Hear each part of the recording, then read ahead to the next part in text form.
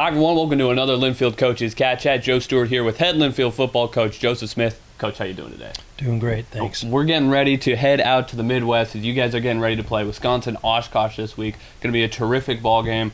Two ranked teams in that one. But quickly, before we get into this upcoming week, let's talk about the big season-opening win over Denison, 31-7. The guys came out, made a statement early with 3 quick touchdowns, not even 10 minutes into that game.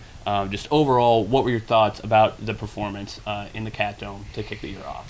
Sure. You know, I was interested to see how we'd come out, having a long layoff, obviously, right? So I thought our guys were ready to play. They showed that right out of the gate. I thought their motivational level was high, their emotional level was high, and it showed in terms of how they executed. So, gosh, I really enjoyed the first half. I thought we played very well in all 3 phases. Then the second half was certainly a little bit of a letdown in terms of I just think the heat got to everyone a little bit, and having a big lead certainly just took some of our, particularly on offense. You know, we didn't play a great second half at all, but I was very pleased with the kicking game. Very pleased, you know, a couple of the questions I had going into that, and of course the defense played outstanding. Yeah, the defense was terrific. Guys came to play, particularly your superstars, Blake Rybar and Chance Sparks, both with huge games, as well as some other guys. But overall, up and down the lineup, into the depth as well. Guys came off the bench and made some big plays. But what stood out to you about the defensive side of the ball and how ready those guys were to go? Well, we didn't know what to expect, so that's always a little disconcerting on defense when you don't really know what to expect game one. You don't have film on the offense. We thought the quarterback would be a running quarterback, and that certainly turned out to be the case. I thought he played very hard. You know, that young man took a lot of hits. And so the thing that stood out is we stopped the run well. And I think anytime your defense is going to be successful, they have to be able to stop the run, try to create those situations where the offense is behind the chains, and then let our speed come to bear. And so I felt that played out, you know, over and over in the game. So first down was really important for us. And Coach Vaughn and Coach Fendel, those guys, Coach Kernigan did a great job on their game planning and getting those guys ready to play. And you know, so I think the strength against the run, you know, in terms of being stout against that, and then the pursuit. I think that was the hallmark of any great defense is how quickly are everyone getting to the ball, and does it look like a pack of wild lions, you know, out there chasing or not, and that's what we want is that tremendous frenetic pace to the ball. And I thought Frazier's strip was very evident of that. I think that might have been my favorite play of the game. Yeah, the big strip fumble there that Rybar returned for the touchdown really set the tone after the offense had come out and gotten a score.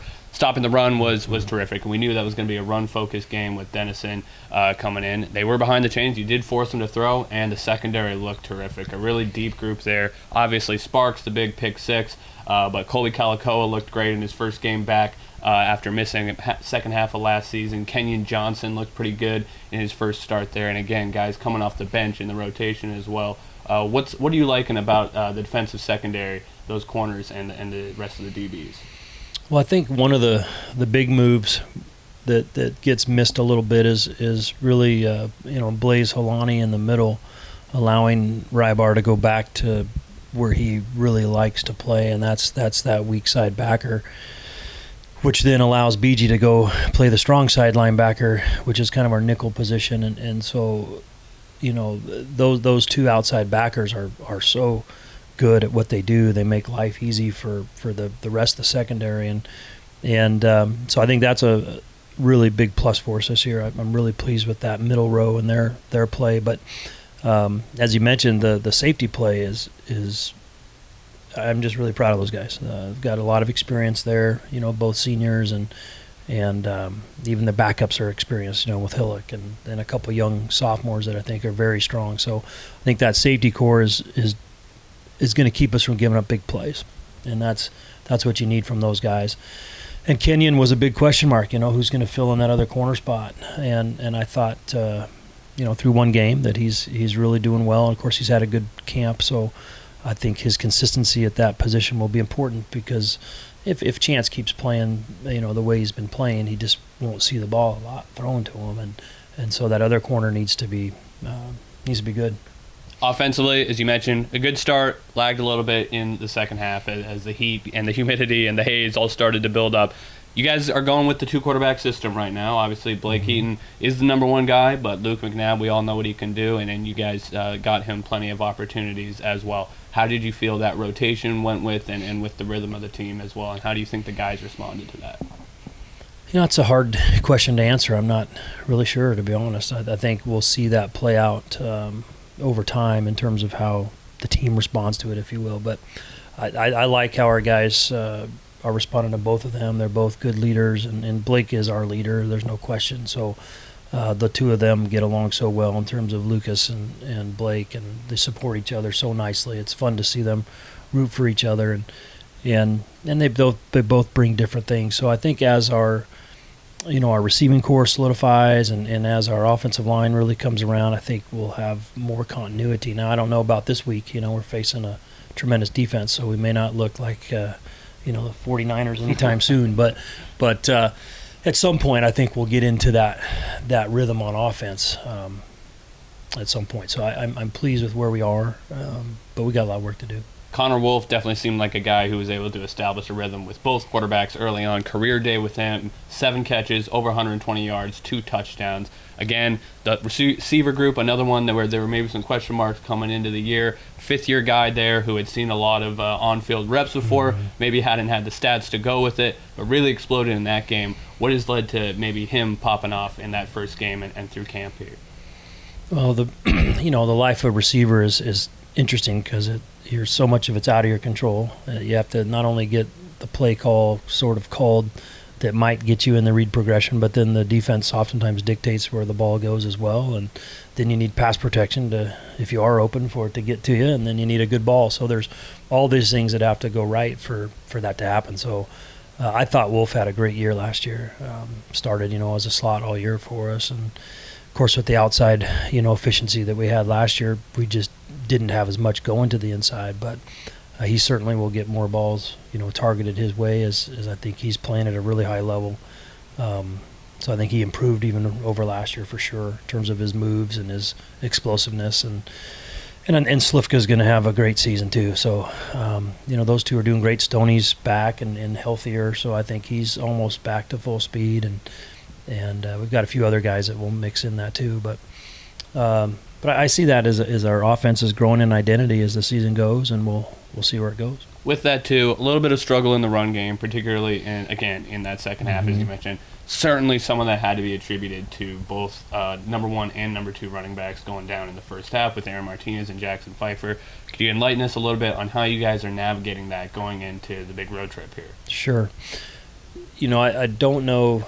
In all fairness, we just had some really bad assignment mistakes and left some guys free. We just didn't block a couple guys on some plays. So, why is that? Well, we had a couple injuries at the O-line spot, and we just didn't communicate well enough, and had 2 guys blocking 1 guy instead of 2 guys blocking 2. So did that too many times in the second half, and so there were free guys going through. So I don't know if it would have mattered who was at tailback. But yes, Aaron went out very early. I think he only carried the ball 1 time and then got hurt. So hopefully he'll be back, and I expect Pfeiffer to be back. So I don't think we don't have any long-term problems. Those guys got dinged up a little, and I thought our 2 freshmen came in and did quite well for their first games.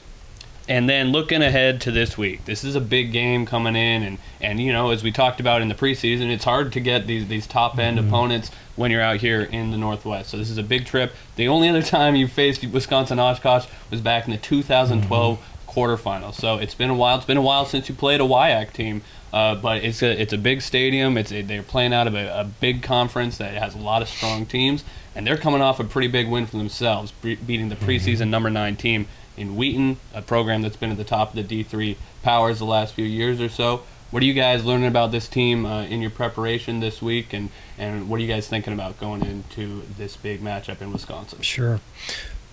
I told Coach Jennings, congratulations on a great win. I really believe that was a great win for the West. If you want to include Wisconsin in the West, and I feel like Wheaton and North Central get a lot of they get some favorable stuff possibly, but that WIAC is for real, and I don't know if they have a bad team in the entire conference. And so, the top 4 or 5 teams in that conference, I believe, are top 10 teams, 4 at least that I've ranked, and all in the top 10. I think that's legitimate. Now they'll beat up at each other, and so they won't be able to hold that, but the level of physicality and size and speed that they have is just greater than most every other level, and there's a lot of reasons for that, being state schools and the way that Wisconsin's set up with only one large school, et cetera, but be that as it may, it's great football, and those guys can flat play, they're physical, they're well coached, don't make mistakes,